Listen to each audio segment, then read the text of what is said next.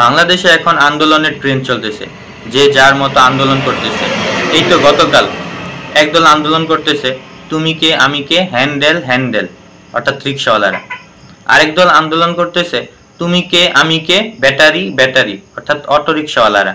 চারদিকে আন্দোলন, আনসার বাহিনী, পুলিশ বাহিনী, যে যার মতো আন্দোলন করতেছে।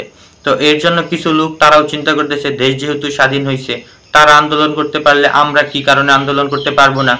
কিন্তু তারা আন্দোলন করার কোনো কারণ খুঁজে পাচ্ছে না।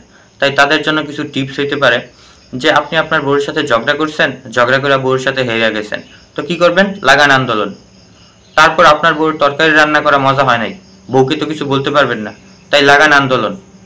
রাতের বেলা শীতের সময় ঘুমিয়ে আছেন, বউ পাদ মারছে, গন্ধ, বউকে কিছু বলতে পারছেন না, লাগান আন্দোলন। এইভাবে আপনারা আন্দোলন করতে পারেন। এমনকি প্রেম বৈষম্য আছে, যারা প্রেম পায় না তারাও আন্দোলন করতেছে। তো এখন কিছু দল আবার আছে, চিন্তায় পড়ে গেছে যে কাজের বুয়ারা নাকি যে কোনো সময় দাবি করে বসতে পারে যে আমাদেরকে বউয়ের মর্যাদা দেওয়া হোক, কারণ আমরা বাড়ির বউ থেকে বেশি কাজ করি। এখন আরেক দল আবার চিন্তায় পড়ে গেছে যে কবে জানি ভিক্ষুকরাও সমাবেশ ডেকে বসে, যে আমরা আর লোকের কাছে কাছে যে ভিক্ষা চাইতে পারবো না, সবাই প্রত্যেকেই আমাদের বাঘের ভিক্ষা আমাদের বাড়িতে এসে দিয়ে যাবে। আপনাদের কাছে কি কোনো আইডিয়া আছে যে কি কারণে বিক্ষোভ বা আন্দোলন করা যায়?